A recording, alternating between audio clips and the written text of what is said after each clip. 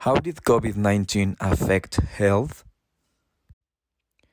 The World Health Organization estimates that approximately 10% of the world's population may have been infected with COVID 19, a much higher percentage than the 35 million that would have been reported so far.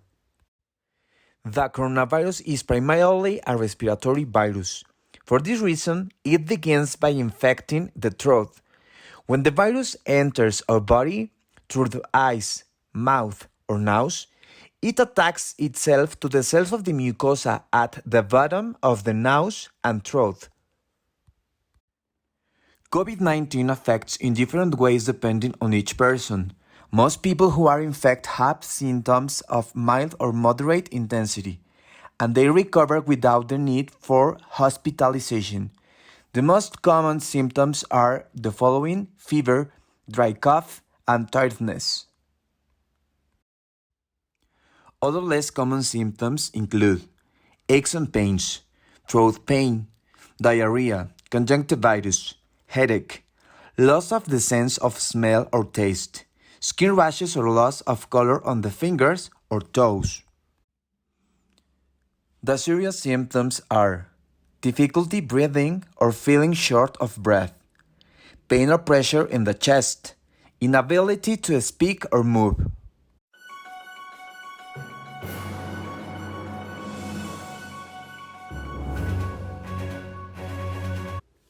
How did the coronavirus affect health personnel? First, the lack of supplies and lack of protective equipment were one of the causes that Mexico had more deaths of health personnel around the world. Being so, today that many doctors have not been vaccinated, although on the other hand, it is also worthy of admiration that many doctors who are on the forefront of the battle have risk factors and are still there because they do with love to help people in need.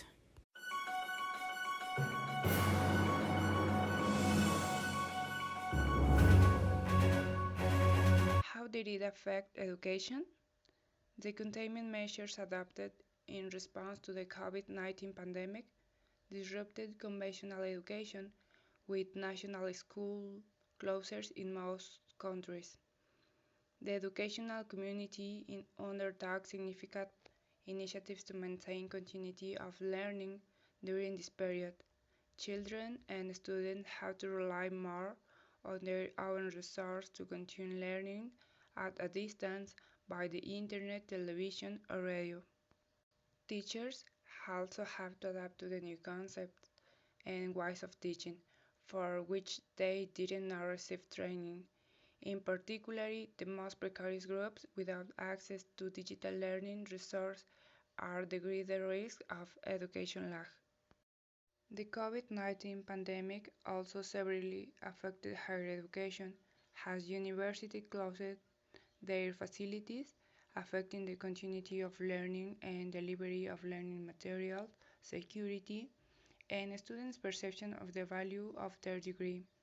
Higher education institutions quickly replaced face-to-face classes with online learning, although they often struggle with insufficient expertise and time to design new delivery formats and assignments.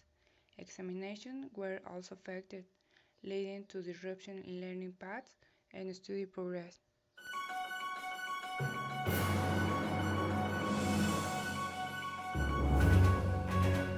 The new normal in Mexico has been implemented under the epidemiological traffic light regime. Currently, this is the traffic light in our country. Therefore, in several states of the Republic, outward activities are allowed, taking care of people with a higher risk of presenting a serious picture of COVID 19. Open public space is open on a regular basis, and closed public space can be opened with reduced capacity.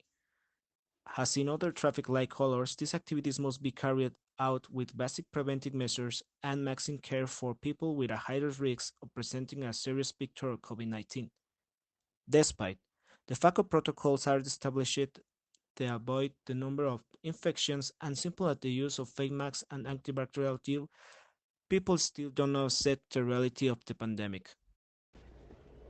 The COVID-19 vaccines produce protection against the disease as a result of developing own immune response to the SARS-CoV-2 virus.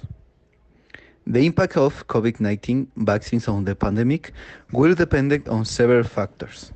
These include the effectiveness of the vaccines, how quickly they are approved, manufactured, and delivered, the possible development of other variants, and how many people get vaccinated.